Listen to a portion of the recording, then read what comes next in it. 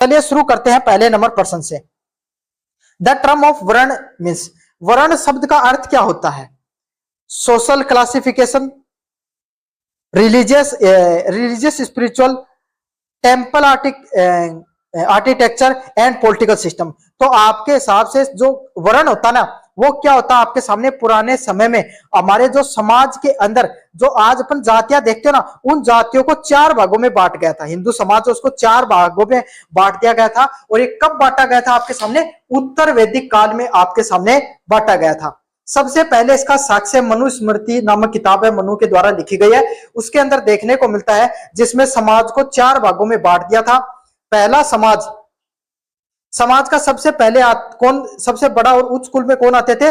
ब्राह्मण। कौन आते थे भाई? ब्राह्मण। ब्राह्मण समाज में वो लोग होते थे जो शिक्षा दीक्षा प्राप्त करते थे, मतलब आपके सामने किसको? ज्ञान, जो पढ़ाई करते थे। पहले आज के समय सब पढ़ाई नहीं करते थे भाई, पहले जो लोगों का दिमाग पढ़ाई में चलता था वो ब्राह्मण हुआ करते थे। अच्छा, दूसरे टाइप के लोग कौन होते थे? क्षत्रिय। कौन होते थे भाई आपके सामने? क्षत्रिय। अब क्षत्रिय लोगों का काम क्या था? जो भाई हष्ट पुष्ट हुआ करते थे शरीर के अंदर, वो समाज की रक्षा किया करते थे, उनको क्षत्रिय कहा जाता था। अगले वाले कौन आते थे? वैश्य। वैश्य कौन हुआ करते थे आपके सामने? वैश्य वो हुआ करते थे जो समाज में व्यापारी वर्ग का काम करते थे। किसका? कृषि कर ली, ठीक है, आपके सामने कोई जो भी और भी व्यापार होता है, कोई पहले आपके सामने कोई धातु के सामान को बेच दिया, कृषि के उपकरण बेच दिए, इस प्रकार के काम करते थे, वो वैश्य वर्ग के अंदर आते थे। और चौथा वर्ग और सबसे जो निचली जातियों का जो वर्ग देखने को मिलता था उसको शूद्र बोला जाता था। क्या बोला जाता था? शूद्र। और जो दलित जातियां वो यहीं से निकली हैं। शूद्रों का काम क्या होता था? इन तीनों वर्गों की सेवा करना। समझ में आ गया? और आपको थोड़ा गहराई में बता देता हूं, लेकिन शायद क्वेश्चन आएंगे तो बता दूंगा, अगर नहीं आएंगे तो और आपके सामने चीजों को बताऊंगा। तो ये याद रख लेना, उत्तर वैदिक काल में सबसे पहले समाज को बांटा गया था। और शुरुआती दौर में यह कर्म आधारित होता था, मतलब समाज में लोग जैसा काम करते थे वैसा उनकी जातियां हुआ करती थी। एक ही परिवार में कोई व्यक्ति आपके सामने ब्राह्मण भी है, पढ़ाई लिखाई कर रहा है, एक बाप का बेटा, एक देश की रक्षा कर रहा है अपने राज्य की तो वो क्षत्रिय भी है, एक व्यापार कर रहा है तो वो वैश्य भी है, और एक उसके अंदर इन तीनों की सेवा में लगा हुआ तो वो शूद्र भी है। तो एक ही घर में सब देखने को मिलता था। लेकिन जैसे जैसे उत्तर वैदिक काल आगे बढ़ता चला गया, जनपद के अंदर आपके सामने क्या है? जातिवाद है, वो किसके हो गया? वंशानुगत हो गया।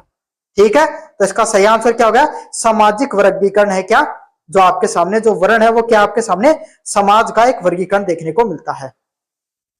अगले वाला पॉइंट है, how many ashrams are mentioned in the ancient tradition. Bharat की प्राचीन परंपराओं में कितने आश्रम बताए गए हैं? तो 4 आश्रम बताए गए हैं। कितने आश्रम बताए गए? 4 आश्रम।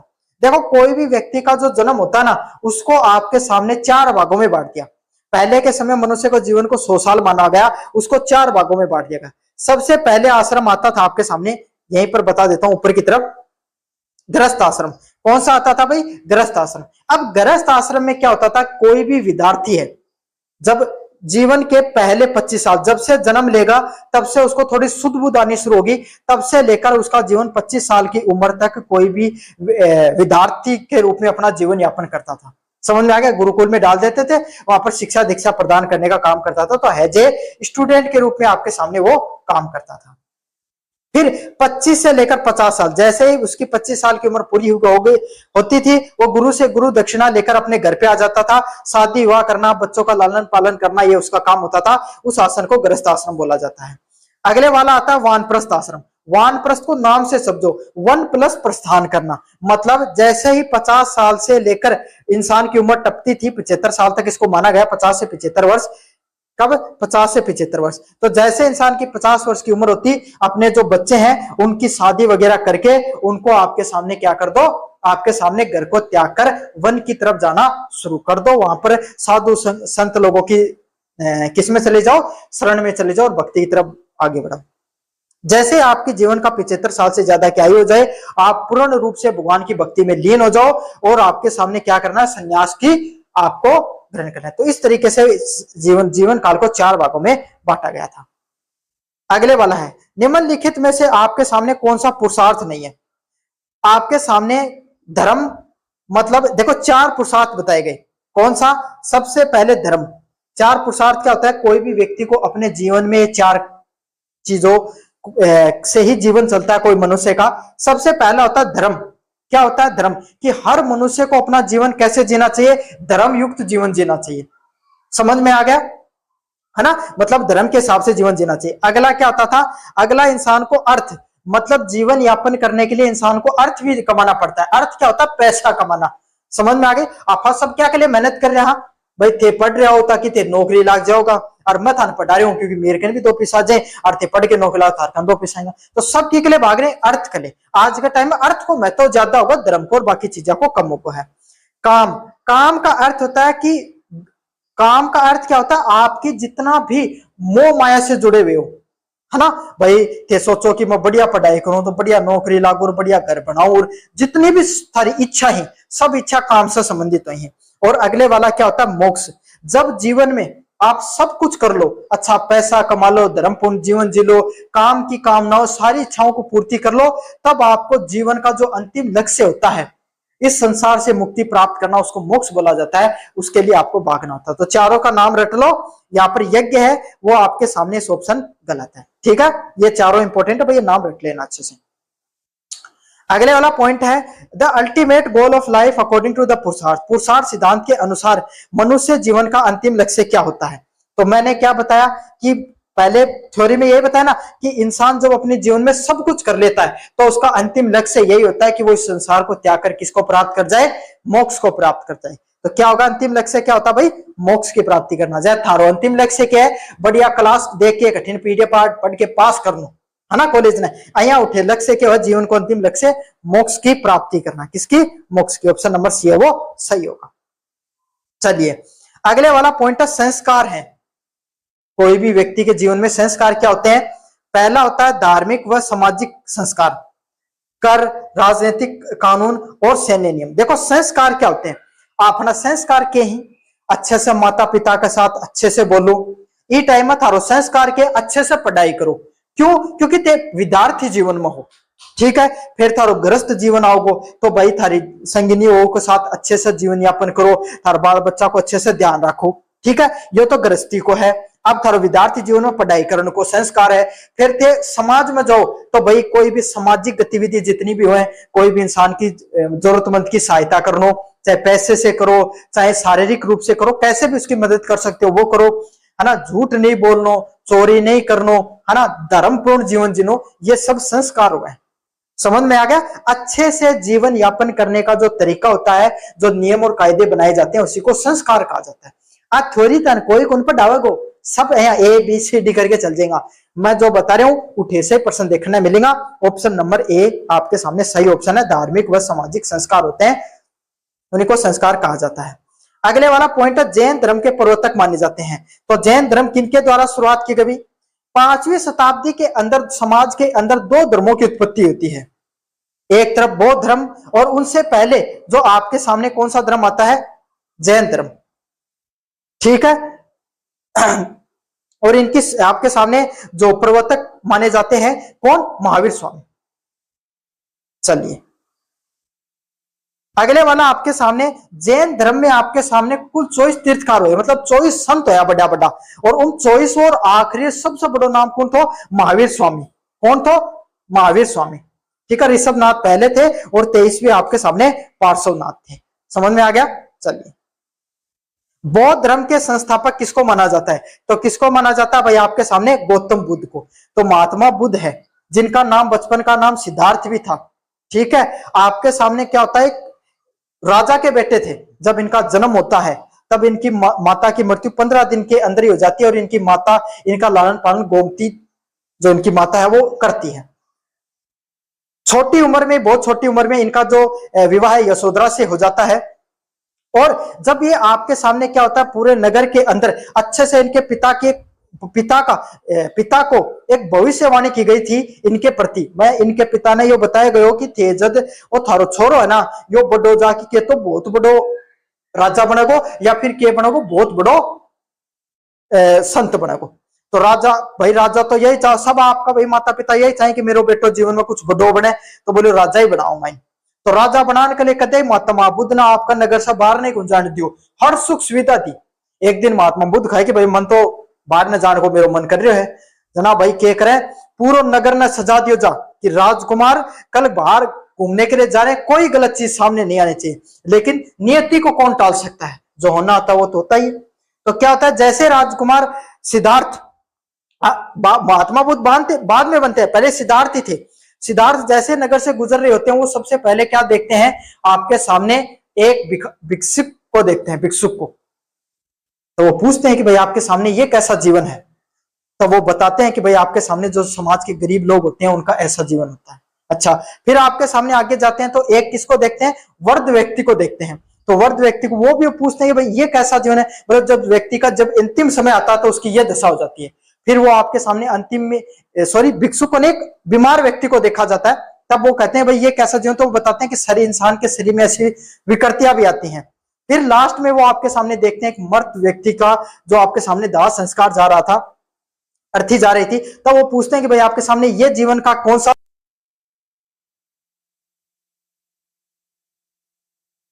तब वो कहते हैं कि भाई जीवन का ये कौन सा क्षण होता है। तब उनके जो आपके सामने सैनिक चल रहे होते हैं वो साथ साथ बताते हैं कि जब जीवन में इंसान को एक दिन इस संसार को छोड़कर जाना होता है।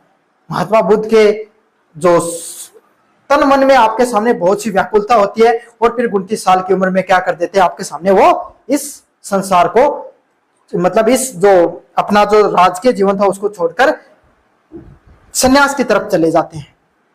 ठीक है, तो ये उनके कुछ जीवन की कहानी। महात्मा बुद्ध आपके सामने बौद्ध धर्म के संस्थापक हैं। अगले वाला है 4 आर्य सत्य क्या है। 4 आर्य सत्य कहां पर बताए गए आपके सामने, किसमें बताए गए, आपके सामने बौद्ध धर्म के अंदर बताए गए हैं, है ना।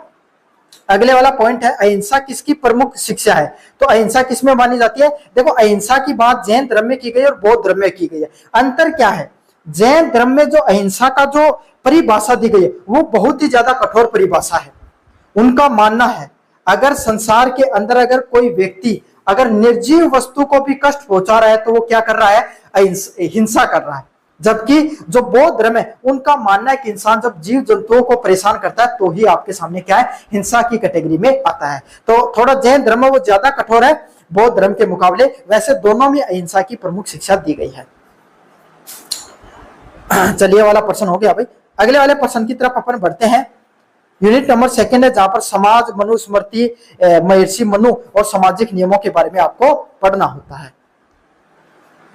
चलिए 11 नंबर प्रश्न की बात करें, मनुस्मृति इज रिलेटेड टू। तो मैंने जब क्लास की शुरुआत की थी तभी बताया था समाज के वर्ण व्यवस्था के बारे में, समाज की जो जातियां हैं उसके बारे में सबसे पहले जिस किताब में बताया गया उसका नाम क्या था, मनुस्मृति। क्या नाम था उसका, मनुस्मृति। और मनु के द्वारा लिखी गई थी, किसके द्वारा, जो लेखक थे मनु उनके द्वारा लिखी गई थी। तो किसमें क्या बताया गया था, समाज से संबंधित नियमों को बताया गया था।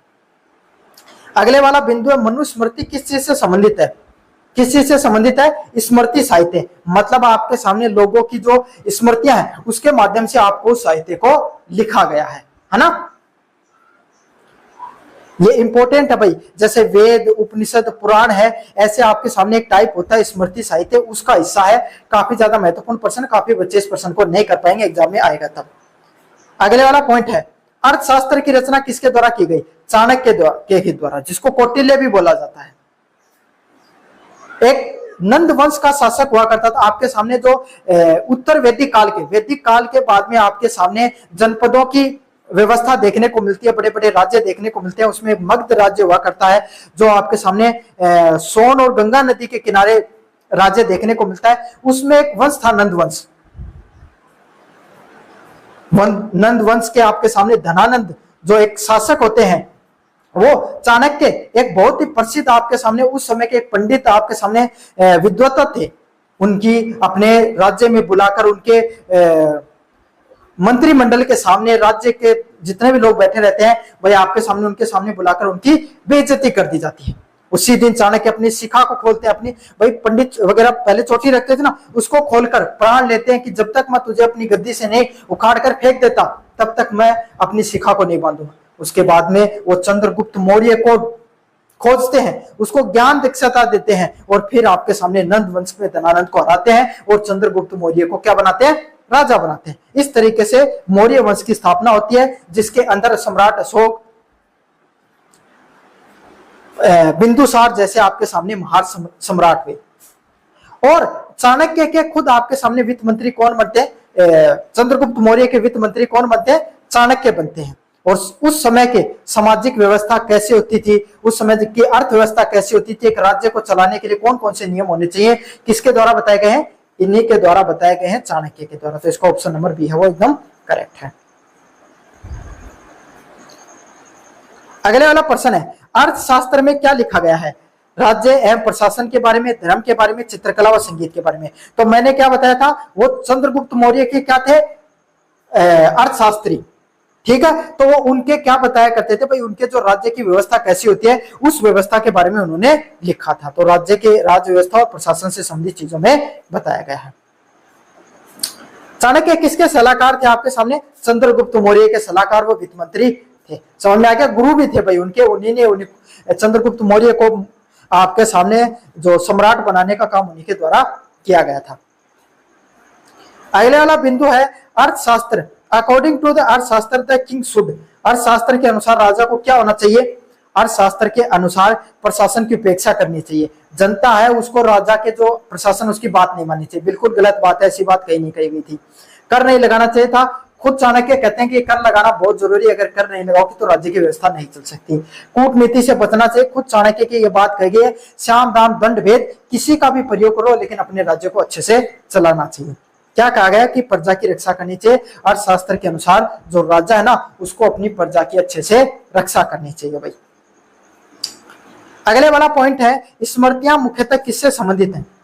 समझ में आ गया? स्मृतियां किससे संबंधित है? जैसे मनुस्मृति है ना, तो स्मृति साहित्य का हिस्सा है वो। इसमें क्या बताया गया? सामाजिक आचरण, मतलब समाज के अंदर जब वेद लिखे जा चुके थे, पुराण लिखे जा चुके थे, उपनिषद लिखे जा चुके थे, अरण्य लिखे जा चुके थे, है ना, तो उसके बाद में जो साहित्य लिखा गया, खास करके जनपदों के समय उसको स्मृति साहित्य कहा जाता है। इसमें सामाजिक व्यवस्थाएं कैसी होनी चाहिए, राजा को अपना जीवन कैसे जीना चाहिए, प्रजा को कैसा जीवन जीना चाहिए, जो जनता है जो आपके सामने, राजा को आपके सामने किस प्रकार के जीवन यापन करना चाहिए, उन सब चीजों के बारे में बताया गया। तो समाज के जो आचरण होता है उसके बारे में बताया गया है। मनु इसके प्रमुख साहित्यकार रहे, उनके द्वारा मनुस्मृति लिखी गई, जिसमें जो राजा है उसके दैवीय सिद्धांत के बारे में बात किया गया। ठीक है, तो सामाजिक आचरणों के बारे में बताया गया। 18 नंबर प्रश्न की बात करें, ancient Indian political thought emphasised, प्राचीन भारतीय राजनीतिक विचारकों में बल दिया गया है। तो प्राचीन भारतीय राजनीतिक विचारकों ने किस चीज पर बल दिया है? पहले वाला पॉइंट है प्रजा कल्याण पे, तानाशाही पे, सैन्य शासन पे, उपनिषदों पर। बिल्कुल ये सारे ऑप्शन गलत हैं, प्रजा की कल्याण पे। जो पुराने राजा हुआ करते थे उनके विचार ये हुआ करते थे कि प्रजा की ज्यादा से ज्यादा मदद है वो की जाए। तो सही आंसर क्या होगा? ऑप्शन नंबर ए है वो सही आंसर होने वाला है। अगले वाला ऑप्शन है, अगले वाला प्रश्न क्या कहता है आपके सामने, दंड नीति किससे संबंधित है? दंड नीति किससे संबंधित है आपके सामने? शासन से संबंधित, चित्रकला, मंदिरों, साहित्य। देखो जो स्मृति साहित्य उसमें मनुस्मृति प्रमुख रूप से आता है, उसी के अंदर दंड नीति बताई गई है कि कोई भी राज्य को चलाने के लिए दंड की देने की भी आवश्यकता होती है। समझ में आ गया? राजा दंड का प्रयोग करेगा तभी राज्य अच्छे से चलेगा। उसमें दो प्रकार के आपके सामने न्यायालयों की स्थापना की भी बात की गई थी। एक न्यायालय आपके सामने आपराधिक न्यायालय हुआ करते थे, एक साधारण न्यायालय हुआ करते थे। न्यायालयों की व्यवस्था के लिए न्यायाधीशों की भी बात की गई, साथ के साथ सभी न्यायालयों के ऊपर एक बड़ा न्यायाधीश राजा हुआ करता था। समझ में आ गया? तो दंड नीति किससे संबंधित थी? शासन प्रशासन को अच्छे से चलाने की बात की गई थी। अर्थशास्त्र महत्वपूर्ण स्रोत है, संगीत, चित्रकला, नाटक नहीं। किससे संबंधित है? राजनीति शास्त्र से संबंधित है, इसमें राजनीति की बात की गई है। चलिए अगले वाले की बात करें, यूनिट नंबर 3 में आ गए, जहां पे मंदिरों की जो शैली हुआ करती है, नागर, द्रविड़ और बेसर शैली, इसके बारे में मैं आपको बताऊंगा। देखो नागर शैली कॉम्पिटिशन में प्रश्न आता है, पहले बता रहा हूं आपको, साथ के साथ आपके जो एग्जाम है हिस्ट्री की उसमें भी प्रश्न देखने को मिलता है। नागर शैली की बात करें आपके सामने उत्तर भारत में देखने को मिलती है। नागर शैली कहां पर देखने को मिलती है? उत्तर में। आपके गांव में जितने भी मंदिर है सब की सब नागर शैली में देखने को मिलते हैं। क्या होता है? ऐसे गोल टाइप में बनाएंगे और ऊपर एक बड़ी सी गुंबद बनाई जाती है। समझ में आ गया? जो द्रविड़ शैली के मंदिर होते हैं दक्षिण भारत में, है ना, भारत के जो उत्तर भारत के मंदिर है ना वो ऊपर गोलाकार देखने को मिलेंगे। इनके कैसे होंगे, चौकोर टाइप में होंगे। इनको गोपुरम बोला जाता है। क्या बोला जाता है, गोपुरम। सीढ़ी टाइप में देखने को मिलते हैं, साउथ इंडिया में होते हैं। बेसर शैली है, ये उड़ीसा वगैरह के अंदर देखने को मिलती है, जिसमें नागर और द्रविड़ दोनों शैली का मिश्रण देखने को मिलता है। चलिए भाई, अगले वाला प्रश्न है, द्रविड़ शैली मुख्यतः कहाँ विकसित हुई? तो मैंने कहां पर बताया, द्रविड़ शैली कहां पर हुई, दक्षिण में भी द आ रहा है, द्रविड़ में भी द आ रहा है, इस तरीके से रट लेना। समझ में आ गया? काफी बच्चों को नहीं याद हो रहा, उनको ट्रिक बता देता हूं, द्रविड़ में भी द आता है और दक्षिण में भी द आता है, इस तरीके से याद कर लेना। नागर शैली किस चीज से संबंधित है? तो द्रविड़ शैली आपके सामने दक्षिण से, बेसर शैली, बेसर मतलब बेसन, बेसन दोनों चीजों से मिला होता है, ऐसे समझ लो कि द्रविड़ और उनका है, तो आपके सामने नागर बच गया, वो कहां का होगा, उत्तर भारत का है शैली। चलिए, बेसर स्टाइल किसकी है, मिश्रित शैली है, जिसमें द्रविड़ और नागर दोनों शैलियों का मिश्रण देखने को मिलता है। उड़ीसा में यहाँ पर यह शैली मुख्यतः देखने को मिलती है। भाई, नागर शैली के शिखर को क्या कहा जाता है, शिखर क्या कहा जाता है, शिखर। और द्रविड़ शैली का एक शिखर को क्या कहा जाता है, गोपुरम कहा जाता है। क्या कहा जाता है भाई, गोपुरम कहा जाता है। चलिए, अगले वाला है गोपुरम। देखो ये रहा मंदिर, ये है साउथ के मंदिर, है ना। यहाँ पर एंट्रेंस गेट होता था अंदर जाने का, और देखो चौकोर होते हैं, चौकोर टाइप में होते हैं, सीधी टाइप में इनको बनाया जाता है ना। तो द्रविड़ शैली में देखने को मिलता है। चलिए, यूनिट नंबर 4 की जो प्रमुख प्रश्न है उनकी बात करें। भारतीय परंपराएं प्लस फारसी परंपरा दोनों मिलकर किसका निर्माण करते हैं, मुगल चित्रकला को। मतलब जब मुगल भारत में आए तो आपको एक बात सबसे महत्वपूर्ण ध्यान में रखनी है कि जो मुगलों की जो ऑफिशियल लैंग्वेज हुआ करती थी, है ना, जैसे आज के समय अपनी भारत की तो कोई ऑफिशियल लैंग्वेज नहीं है, लेकिन जो मुगलों की ऑफिशियल लैंग्वेज फारसी हुआ करती थी, तो वो फारस को ज्यादा मानते थे। तो भारत में यहाँ के मंदिरों का, यहाँ के मंदिर, मस्जिद, किलों का जो निर्माण किया, अब भारत कारीगर तो भारत के थे, समझ में आ गया। तो कुछ उन्होंने अपनी कारीगरी दिखाई, कुछ आपके सामने जो फारस की कला थी, क्योंकि मुगलों का संबंध फारस से था, तो उन्होंने फारसी शैली को भी लेकर आए। तो ये दोनों शैली किसका निर्माण करती है, मुगल चित्रकला का। बहुत ज्यादा महत्वपूर्ण है प्रश्न।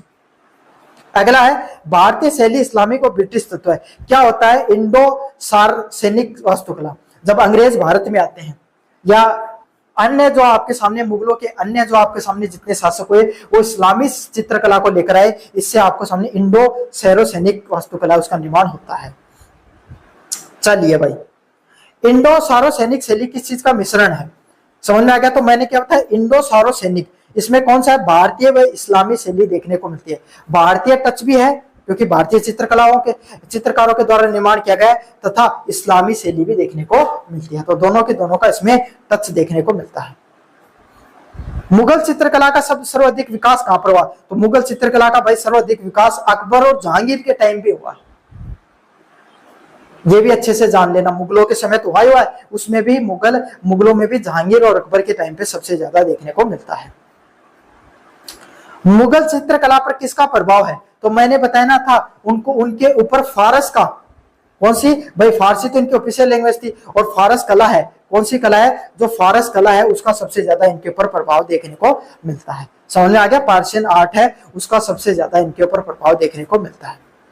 अगले वाला है, अकबर ने प्रोत्साहित किया। अकबर ने किस चीज को प्रोत्साहित करने का काम किया? मुगल चित्रकला को, गोथिक कला को, रोमन कला को या आधुनिक कला को। तो भाई अकबर खुद मुगल शैली से आता था, मुगलों से आता, तो मुगल शैली को बढ़ावा देगा। सही आंसर क्या होगा, मुगल चित्रकला को आगे बढ़ाने का काम किया। अगले वाला प्रश्न है, सांस्कृतिक समन्वय क्या होता है? समन्वय का अर्थ क्या होता है? मतलब दो चीजों का मिलना, है ना, दो चीजों का मिलना। जैसे कि भाई आप राजस्थान के हो, है ना, और आपका दोस्त कहाँ का, केरल का।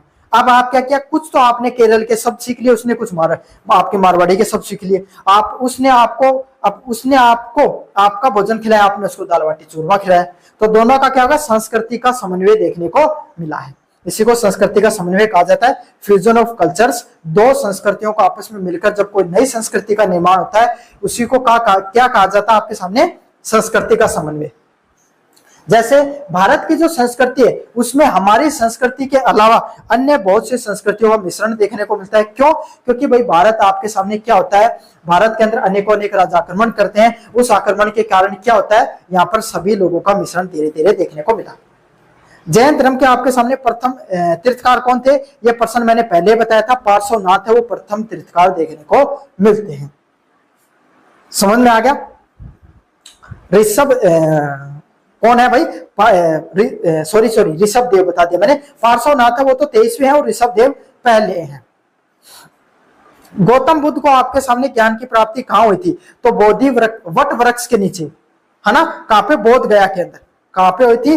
बोध गया के अंदर आपके सामने देखने को मिलता है, और इसको क्या कहा जाता है? महाचक्र परिवर्तन के नाम से जाना जाता है। इनको आपके सामने बोध गया में ज्ञान मिलता है। समझ में आ गया? देखो, जब बोध गया में जब इनको ज्ञान मिलता है तो इनके जीवन में 3 घटनाएं देखने को मिलती हैं।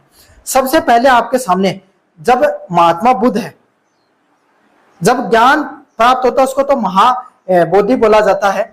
जब आपके सामने जब इनको ज्ञान प्राप्त होने के बाद में इन्होंने सारनाथ के अंदर अपना जो पहला उपदेश दिया था उसको महाचक्र परिवर्तन कहा जाता है। जब इनकी आपके सामने मोक्ष की प्राप्ति कर लेते हैं उसको महानिर्वाण के नाम से जाना जाता है। समझ में आ गया आपको सारी चीजें अच्छे से? मनुस्मृति की रचना किसकी मानी जाती है? तो मनुस्मृति किसके संबंधित मानी जाती है भाई? जो मनु साहित्यकार हैं उनके द्वारा लिखी गई। किसके द्वारा लिखी गई भाई? मनु के द्वारा आपके सामने मनुस्मृति है वो लिखी गई है।